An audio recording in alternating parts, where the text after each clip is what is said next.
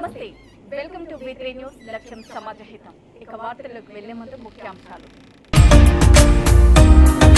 Private coaching సెంటర్లపై చర్యలు తీసుకోవాలి. NSUI విద్యార్థి సంఘం నాయకుల డిమాండ్.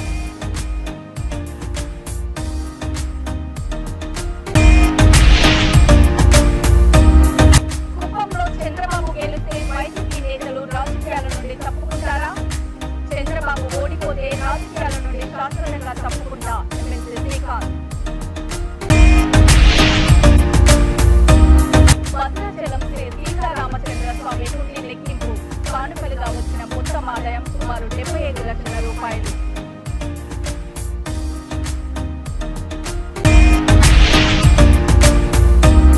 ఎన్నికల పోలింగ్ నిర్వహణలో పీఓ పాత్ర కీలకం.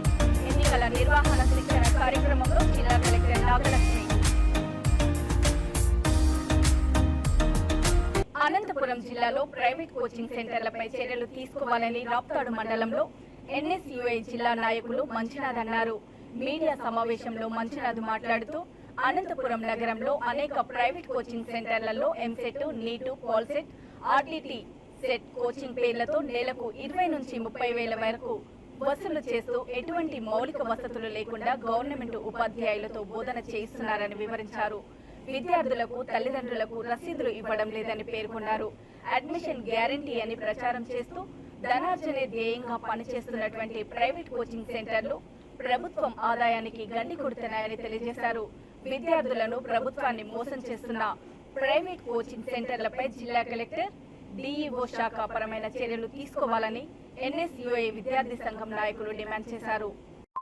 జిల్లాలో ఉన్నటువంటి ప్రైవేట్ కోచింగ్ సెంటర్లపై చర్యలు తీసుకోవాలని ఈరోజు స్థానిక రాప్తాడు మండలంలో మీడియా సమావేశం ఏర్పాటు చేయడం జరిగింది.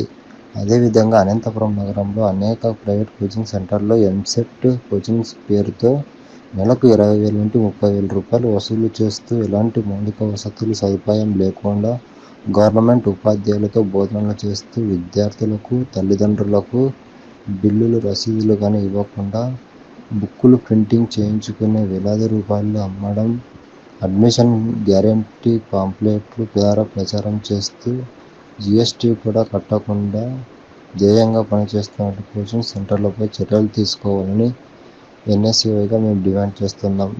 చిత్తూరు జిల్లా కుప్పంలో 2 రోజుల పాటు జరిగిన చంద్రబాబు పర్యటన విజయవంతమైందని ఎమ్మెల్సీ కంచెల శ్రీకాంత్ తెలియజేశారు. కుప్పం తెలుగుదేశం పార్టీ కార్యాలయంలో ఏర్పాటు చేసిన మీడియా సమావేశంలో ఆయన మాట్లాడుతూ కుప్పంలో చంద్రబాబు ఉనికిని కాపాడుకోవడానికి పర్యటించారని ఎంపీ రెడ్డెప్ప చెప్పడం హాస్యాస్పదంగా ఉందని ఆయన అన్నారు. డబ్బున్న వాళ్ళకి టీడీపీలో టికెట్లు ఇస్తున్నారని ఎమ్మెల్సీ భరత్, ఎంపీ రెడ్డెప్ప చెప్పడం విడ్డూరంగా ఉందని ఎద్దేవా చేశారు. చేసిన అభివృద్ధి ఏమీ లేక వైసీపీ పార్టీలో ఎమ్మెల్యేలను, ఎంపీలను జిల్లాలు మారుస్తున్న మీరు మా గురించి మాట్లాడతారా అని ప్రశ్నించారు. చంద్రబాబు కుప్పంలో ఓడిపోతే రాజకీయాల నుండి శాశ్వతంగా నేను తప్పుకుంటా. కుప్పంలో చంద్రబాబు గెలిస్తే వైసీపీ నేతలు రాజకీయాల నుండి తప్పుకుంటారా అని ఎమ్మెల్సీ శ్రీకాంత్ సవాల్ విసిరారు. ప్రైవేట్ లో PS హాస్పిటల్ వచ్చినా, ఒక ఇంజనీరింగ్ కాలేజ్ వచ్చినా, REC ద్వారా పాలిటెక్నిక్ కాలేజ్ వచ్చినా, ITI వచ్చినా అన్నీ కూడా నారా చంద్రబాబు నాయుడు గారు తెలుగుదేశం ప్రభుత్వం చేసింది తప్ప మీరు చేసింది. మహిళలతో జరిగిన సమావేశం ఎంత అద్భుతంగా ఆ రెస్పాన్స్ కానీ, చంద్రబాబు నాయుడు గారి మీటింగ్ టైం కన్నా గంటన్నర ఆలస్యంగా ప్రారంభమైన కదలకుండా కూర్చొని మా ఆడబిడ్డల భవిష్యత్తుని కాపాడింది చంద్రబాబు గారే, కాపాడబోయేది చంద్రబాబు గారే అని చెప్పనేసి నమ్మకంతో వాళ్ళు ఎంతో ఉత్సాహంగా పాల్గొన్నారు. చంద్రబాబు నాయుడు గారు కూడా చాలా అంటే చాలా సంతోషపడ్డారు మహిళల రెస్పాన్స్ చూసి. అంటే ఆయన చేసిన కష్టం ఈరోజు వాళ్ళకి అంత నమ్మకాన్ని ఇచ్చిందనేది ఆయన సంతోషపడటం జరిగింది.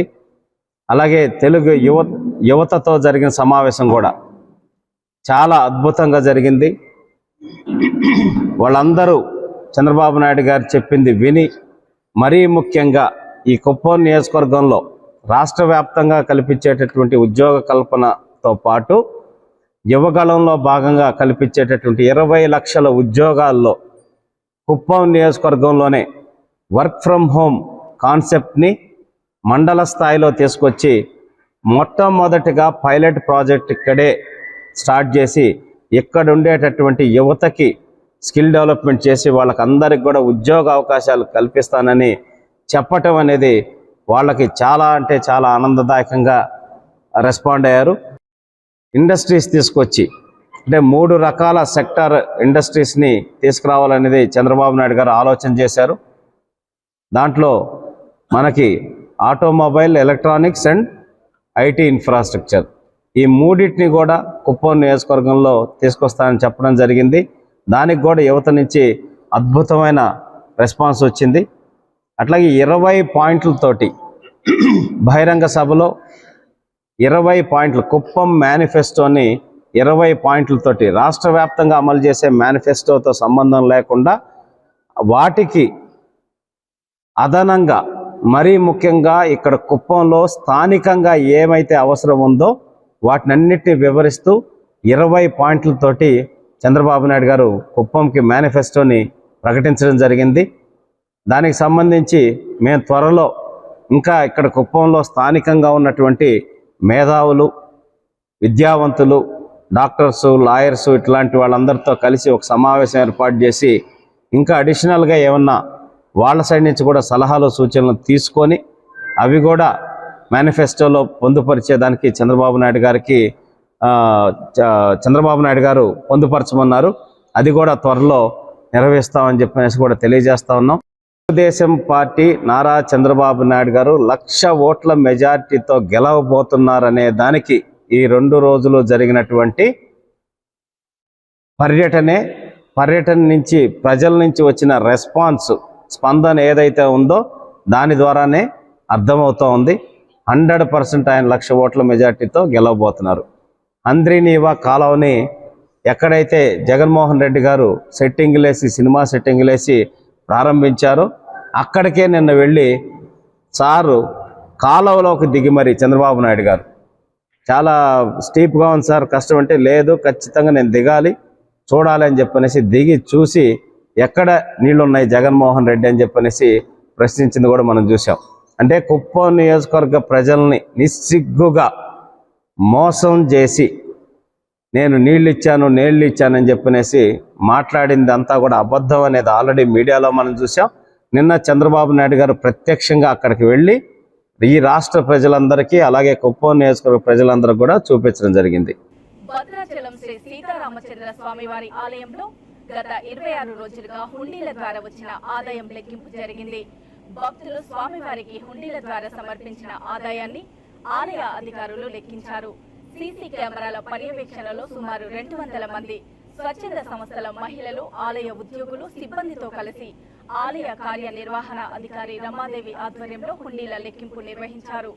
ఆలయంలోని హుండీలు, అన్నదాన సత్రం హుండీ, గోశాల హుండీల ద్వారా మొత్తం ఆదాయం సుమారు 74,79,341 రూపాయలు కానుకలుగా వచ్చాయని తెలియజేశారు.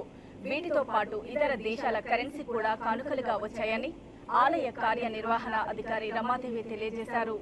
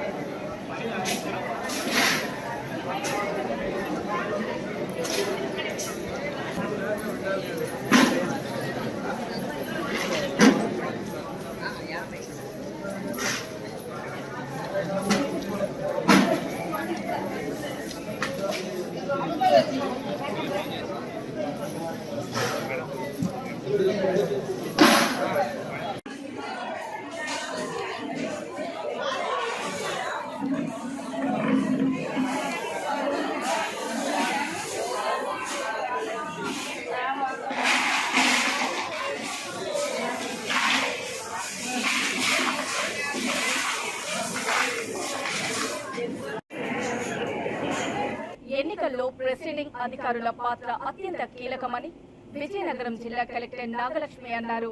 కలెక్టర్ నాగలక్ష్మి మాట్లాడుతూ పోలింగ్ రోజున సంబంధిత పోలింగ్ బూతుల్లో పీఓదే సర్వాధికారం అని చెప్పారు. అందరి విధులపైన పీఓలకు అవగాహన ఉండాలని సూచించారు. రీపోలింగ్ కి ఎక్కడ అవకాశం ఇవ్వకూడదని, ఎట్టి పరిస్థితుల్లోనూ తప్పులు పొరపాట్లు జరగకూడదని స్పష్టం చేశారు. వీలైనంత వరకు వేగంగా పోలింగ్ పూర్తి చేయడానికి కృషి చేయాలన్నారు. ఎన్నికల కమిషన్ ఆదేశాలను ఖచ్చితంగా అమలు చేయాలని ఆదేశించారు.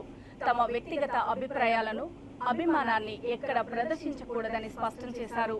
ఈ కార్యక్రమంలో joint collector K Karthik, assistant collector Sahadeep Venkata Trivinath, DRO ST Anitha, trainings nodal officer Sudhakar Rao, ఆర్ఓలు MV Suryakala, B Shanti, B Saisri, Nookaraju, Murali, Krishna తదితరులు పాల్గొన్నారు.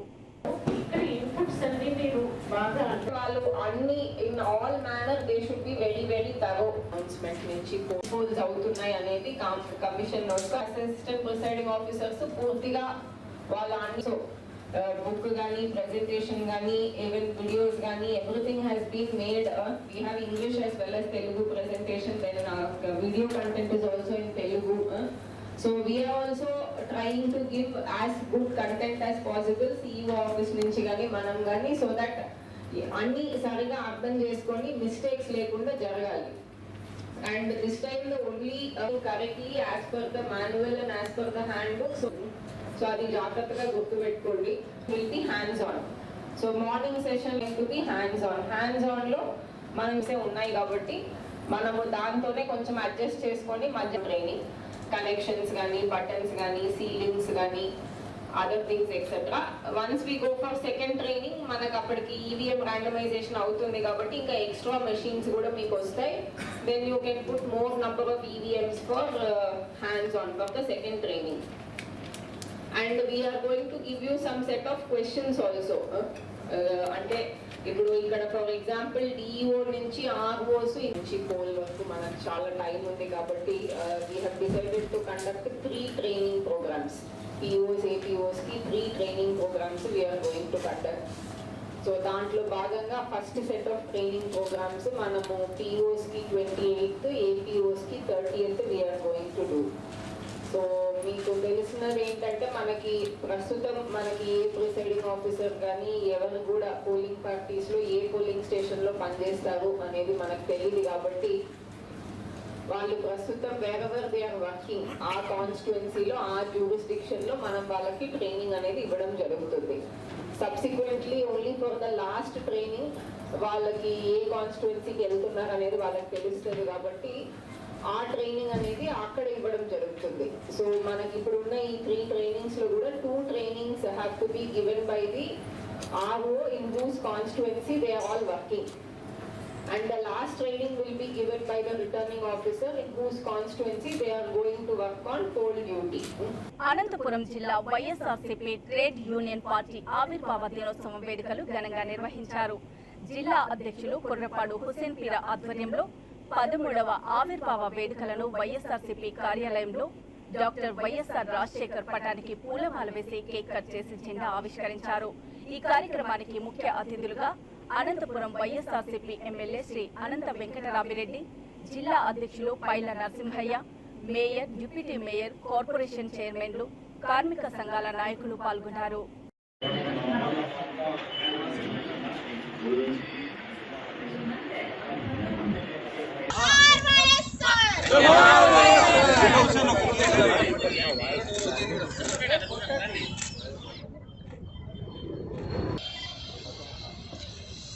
జయప్రదం చేయండి వైఎస్ఆర్ ట్రేడ్ యూనియన్ సంస్థాపన దినోత్సవాన్ని.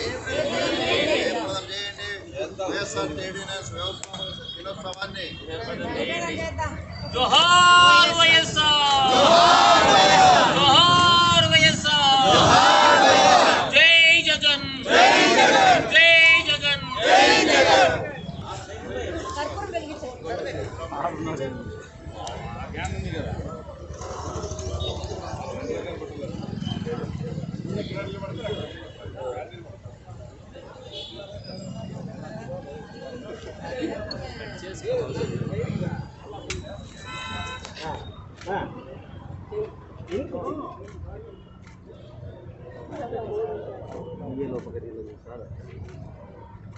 ట్రేడ్ యూనియన్ నాయకుడు జగనన్న నాయకత్వం.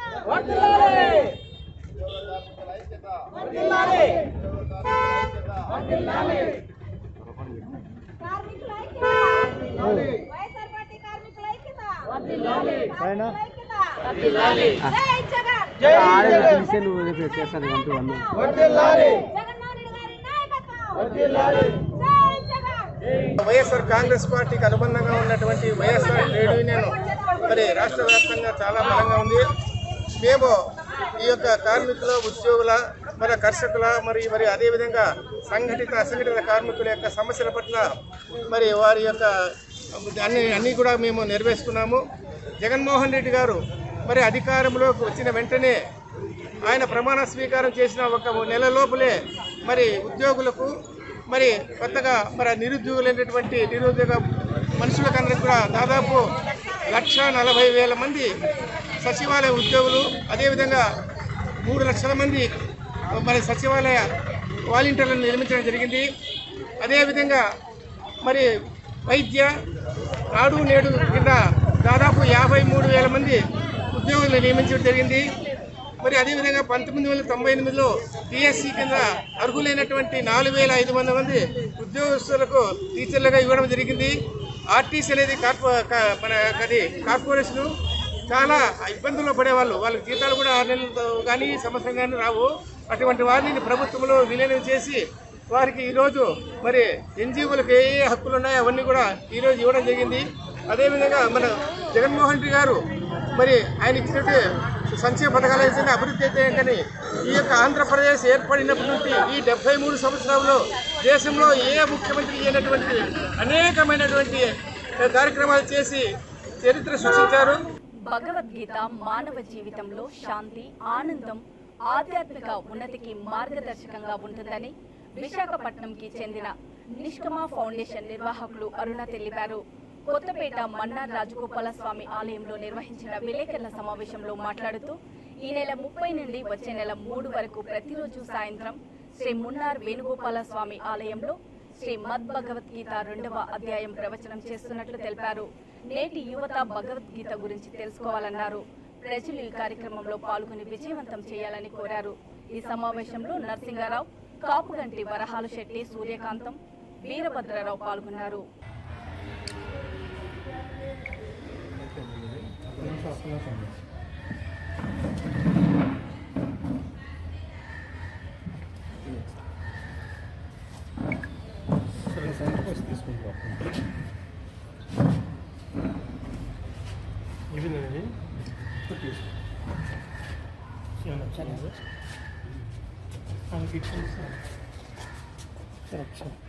ప్రత్యేకత ఈ 5 రోజులు జ్ఞానయజ్ఞంలో భగవద్గీత 2వ అధ్యాయం గురించి మాట్లాడతారు. మీ అందరూ వచ్చి ఆస్వాదించవలసిందిగా కోరుచున్నాం.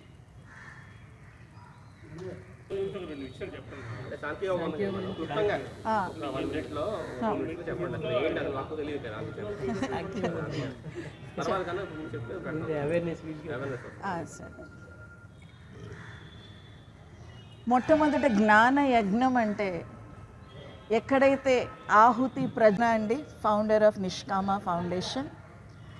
భగవద్గీతలో మొదటి నుండి ఆఖరి వరకు భగవంతుడు చెప్పేది కర్మయోగం, జ్ఞానయోగం. ఈ రెండింటిని దృష్టిలో పెట్టుకొని స్థాపించబడింది మా నిష్కామ ఫౌండేషన్. సేవా జ్ఞానం ద్వారానే మనిషి ఆధ్యాత్మిక సాధనలో ముందుకు వెళ్ళగలడు. ఈ సేవని ప్రచారం చేయడానికి గత 2 ఏళ్లుగా విజయనగరంలో మేము ఎన్నో అన్న సేవనాలు, వస్త్రదానం, విద్యాదానం, మొక్కలు నాటడం ఇవన్నీ చేస్తున్నాం.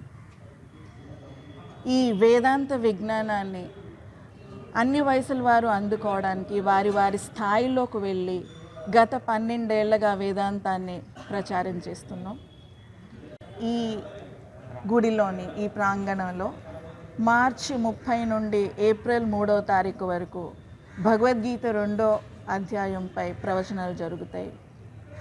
విజయనగరంలో అందరూ కూడా ఈ కార్యక్రమాల్లో పాల్గొని మమ్మల్ని ఆశీర్వదించాల్సిందిగా కోరుతున్నాను. భగవద్గీత అనేది ఒక వయసుకో, ఒక కాలానికో, ఒక దేశానికో సంబంధించింది కాదు. ఇది అన్ని వయసుల వారు దీనిని విని ఆస్వాదించవచ్చు. అందుకే ఇది ఒక ఇన్స్ట్రక్షన్ మాన్యువల్ అంటూ మనం చెప్పుకుంటున్నాం. ఎలా బ్రతకాలో నేర్పేదే మనకి భగవద్గీత. మహబూబాబాద్ జిల్లా కోర్టులో ఈ సేవా కేంద్రాన్ని సుప్రీంకోర్టు ప్రధాన న్యాయమూర్తి జస్టిస్ డివై చంద్రచూడ్ వర్చువల్ పద్ధతిలో ప్రారంభించారు. ఈ సందర్భంగా ఆయన మాట్లాడుతూ ఈ సేవా కేంద్రం ద్వారా కేసు యొక్క స్థితిగతులు, కేసుకు సంబంధించిన పూర్తి సమాచార వివరాలను, సర్టిఫై కాపీలను పొందవచ్చని, న్యాయ వ్యవస్థలోని 12 రకాల పౌర సేవలను అత్యంత వేగంగా సామాన్య ప్రజలకు అందుబాటులో ఉండేందుకు ఈ కేంద్రాన్ని ప్రారంభించామని అన్నారు. ఈ కార్యక్రమంలో district principal judge Pasupuleti Chandrasekhara Prasad, senior civil judge Suresh, principal junior judge K Mounika, అదనపు జూనియర్ సివిల్ జడ్జి తిరుపతి తదితరులు పాల్గొన్నారు.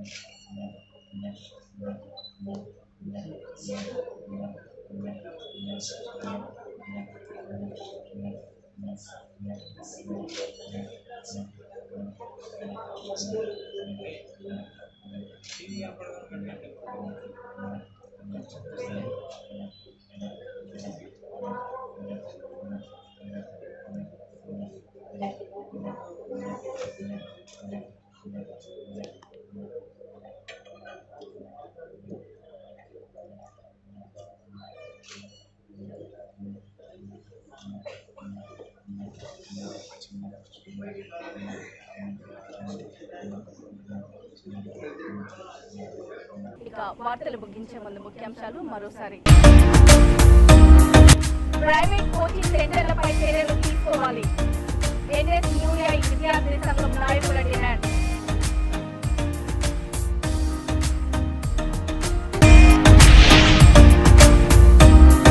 కుప్పంలో చంద్రబాబు గెలిస్తే వైసీపీ నేతలు రాజకీయాల నుండి తప్పుకుంటారా? చంద్రబాబు ఓడిపోతే రాజకీయాల నుండి శాశ్వతంగా తప్పుకుంటా ఎమ్మెల్సీ శ్రీకాంత్. భద్రాచలం శ్రీ సీతారామచంద్ర స్వామి హుండీ లెక్కింపు కానుకలుగా వచ్చిన మొత్తం ఆదాయం సుమారు 75 లక్షల రూపాయలు.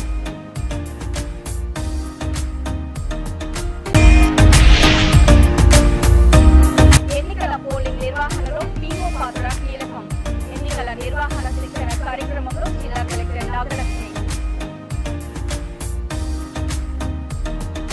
చూస్తూనే ఉండండి V3 న్యూస్, లక్ష్యం సమాజహితం. నమస్తే.